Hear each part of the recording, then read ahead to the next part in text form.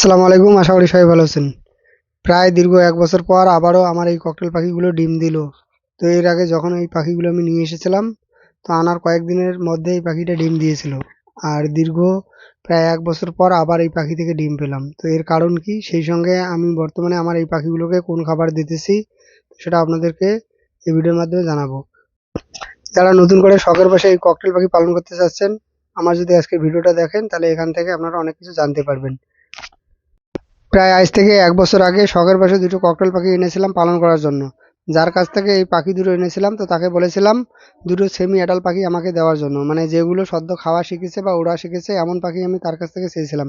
কিন্তু দীর্ঘদিন অপেক্ষা করার পর যখন পেলাম না, তখন তার কাছ থেকে দুটো রানিং ডিমের পাখি নিয়ে আসি। রানিং পাখি দুটো নিয়ে আসার পরে কি হয়েছিল সেটা একটু পরে আপনাদেরকে জানাচ্ছি। তার আগে আমি এখানে যে পাখিগুলোকে খাবার দেই বা এখানে যে অবশিষ্ট খাবারগুলো রাখি, তো এই খাবারটা মানে কি যেন এসে খেয়ে নেয়। তো আপনাদের মধ্যে কারো কোনো ধারণা থাকলে আমাকে একটু কমেন্ট করে জানাতে পারেন। আর এটা এমনভাবে খায়, এখানে খাওয়ার পর শুধু শোকলাটা পড়ে থাকে। এটা মূলত যদি কোনো কারণে এখানে রেখে যাই প্লাস্টিকের মধ্যে, তো পরে এসে দেখি শুধু এখানে শোকলাটাই অবশিষ্ট থাকে। তো আপনাদের মধ্যে কারো যদি কোনো রকম ধারণা বা আইডিয়া থাকে আমাকে একটু কমেন্ট করে জানাতে পারেন। আর এই পাখিগুলোকে মূলত এখানে আমি খাবারটা দিচ্ছি চীনা, সেই সঙ্গে সূর্যমুখীর বীজ, আর এখানে দিচ্ছি চীনার মতো আর একটা দানা আছে একটু লম্বা, তো সেটা। সেই সঙ্গে এদেরকে নিয়মিত দেই ছোলা, মানে এটা আমি প্রতিদিন একবার করে দেই। আর সেই সঙ্গে এখানে এদেরকে দেই ধান, আর মাঝে মাঝে একটু করে আমি সজনা পাতা এদেরকে দেই। আর কখনো কখনো এদের জন্য একটু করে বটবটি দিই।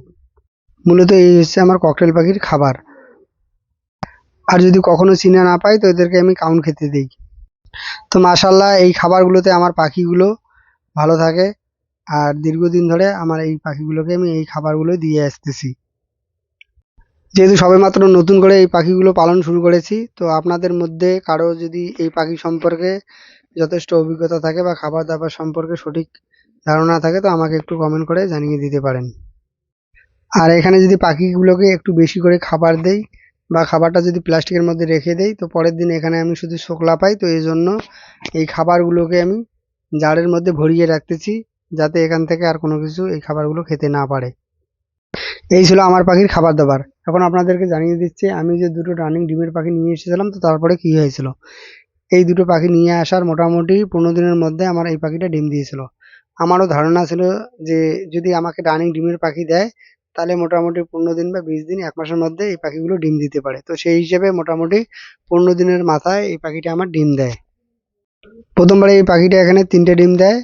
আর এই ৩টে ডিম নিয়ে এই পাখিটা এখানে তাপে বসে। মোটামুটি ৭ দিন পরে এই ডিমটাকে আমি ক্যান্ডালিং করি। এখানে ২টো ডিম ভালো ছিল আর একটা এখানে খারাপ ছিল।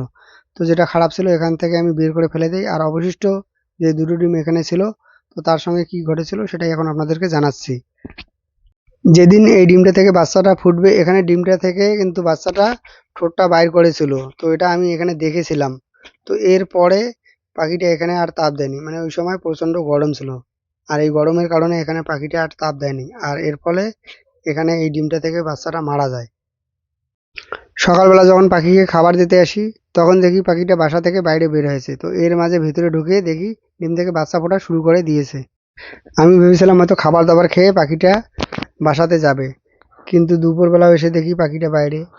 আবার রাতের বেলাও এসে দেখি, তারপরেও রাতের বেলাও পাখিটা বাইরে। তো এ থেকে সন্দেহ হলো হয়তো মানে ওখানে কোনো সমস্যা হয়েছে। তো যেই ব্যাপার সেই কাজ, পরের দিন সকালবেলা দেখি ওখানে ডিমের ভিতরে বাচ্চা মারা গিয়েছে। এরপর প্রায় দীর্ঘ ১ বছর পর এই পাখিটা আবার ডিম দিল। এতদিন পরে এই পাখিটা কেন ডিম দিল, তো এর একটা কারণ আছে। আর সেটা হলো যে এই পাখিটা ডিমটা নষ্ট হওয়ার পরে, তো কয়েকদিন পর আমি এখানে ৪টা লাভবার্ড নিয়ে আসি। তো যেটা অনেকেই দেখেছিলেন। আর এই ৪টা লাভবার্ড এখানে যে সমস্যাটা করেছিল সেটা হলো এই ককটেল পাখিকে কোনো মতে বাসায় ঢুকতে দেয়নি।